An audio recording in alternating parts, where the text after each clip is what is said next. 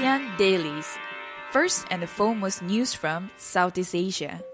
Hello, welcome to Duran ASEAN, the voice of discovery and sharing. On our ASEAN Daily today, we will bring you daily updates and commentaries on issues and events that are impacting this region. I'm your host, Arlene Tan. On this Monday, 15 February 2016, we will bring you the latest socio-cultural and trends from Southeast Asia.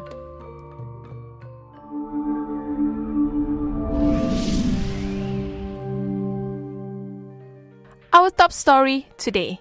Indonesia is keen at developing tourism sector in Brunei Darussalam.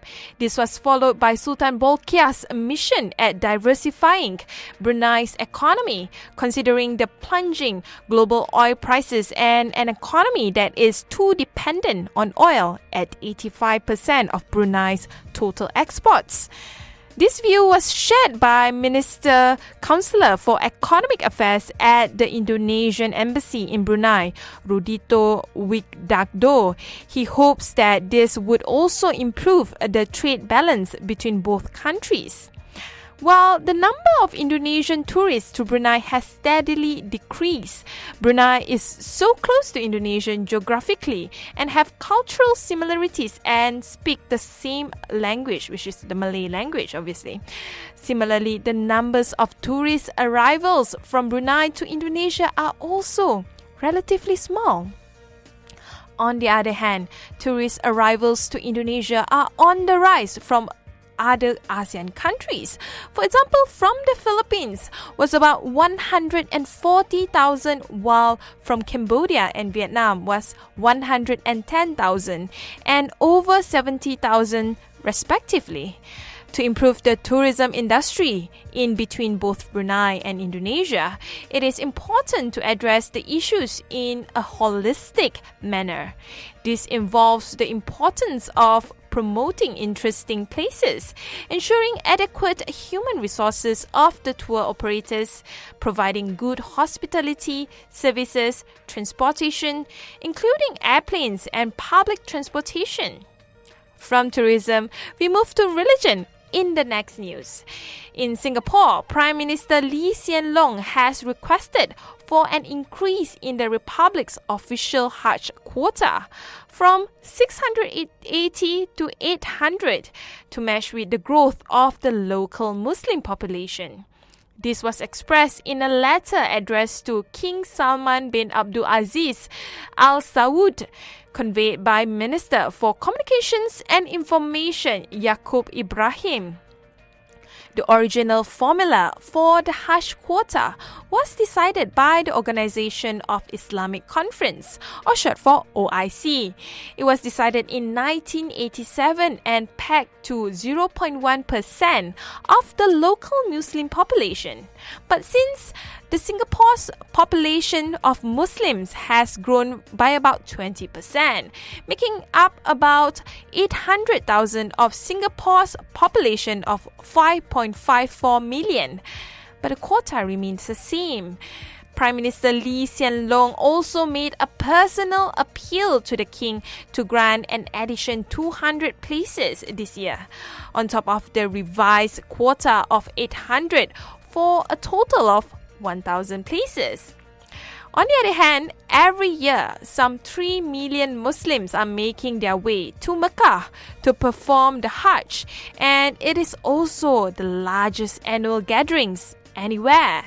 For example, Indonesia, the country with the largest Muslim population by far, gets the largest allotment at 178,000. Although it is a reduced amount as Mecca is undergoing a multi-year construction project. The future of mass pilgrimage is going to be larger as the number of Muslims grow. The Saudi government is planning to issue quotas to accommodate 5 million pilgrims next year.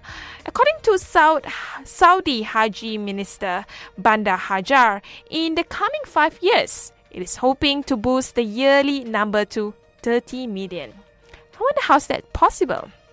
Anyway, moving on to the next news. Indonesia wants a gay team emojis removed for all social networking sites and mobile text messaging app. One popular messaging app, Line, has already dropped all LGBT theme emojis after saying it has received complaints from users. Major players like Facebook and WhatsApp are expected to follow suit and remove the icons for users within Indonesia. The Republika newspaper reported the news. No social media may show items that smack of LGBT because they have their own rules like religious values and norms which they must respect. This was expressed by the Information Ministry spokesman Ismail Chawidu. And such censorship will promote intolerance. This is according to Ismail Hassani, research director at the Satara Institute. He said that it brings to the public the message that LGBT is something which must be opposed, and that the public, through various organizations, will enact such opposition. Homosexuality is legal in Indonesia. Surprise, surprise. But prevailing conservative attitudes in the Muslim-majority country make open discussion of sexuality controversial.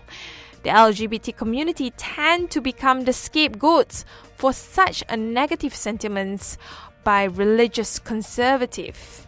Early this year, Indonesia's Higher Education Minister Muhammad Nasir said gay, lesbian, bisexual and transgender people should be barred from university campuses if they are engaged in public displays of affection.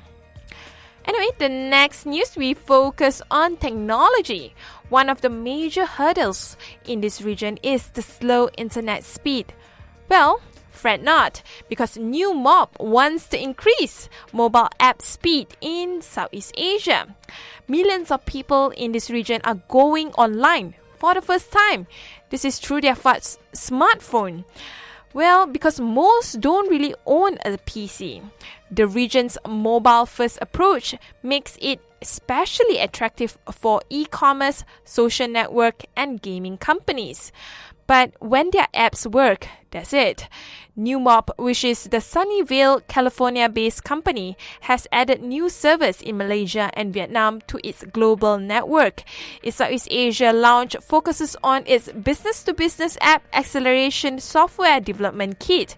This is according to the founder and CEO, Jeff Kim.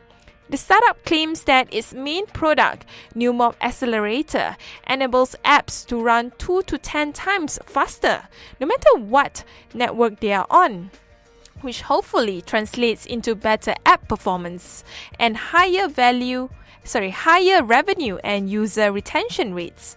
Neumob's technology increases app speed by focusing instead on latency issues in the mobile mile between the internet and device. Its mobile-first strategy is what sets Neumob apart from competitors like Akamai, Cloudflare, and Fastly, which only focus on desktop CDNs. According to Kim, they are working with many customers in which the problem isn't merely app abandonment or slow performance. Their apps simply don't function in Southeast Asia. One customer of theirs has an app in which end users take photos and upload them. The uploads fail due to slow networks and inefficient routing.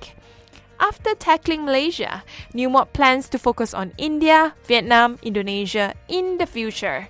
When asked why Malaysia was chosen for Neumob, Kim said, Malaysia's mobile penetration rate has just exploded over the last couple of years.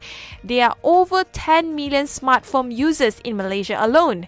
And so, the market for mobile apps is enormous. Can't wait to hear more from this exciting company. That's all from our ASEAN Daily today. Thanks for tuning in to Duran ASEAN with me, Arlene Tan. For more updates on Southeast Asia, please go to our website at duranasian.com. If you're on the go, you can always download our TuneIn app on your mobile. Please subscribe to our YouTube channels at Duran ASEAN and Duran ASEAN TV. Don't forget to follow us on our Facebook page, Twitter and Instagram. We always welcome feedback from our listeners. Stay tuned with ASEAN Daily by tomorrow, Tuesday, same time at 12 to 1 p.m. on GMT Plus 8. Duran ASEAN, the voice of discovery and sharing. You're now listening to Durian ASEAN, the voice of discovery and sharing.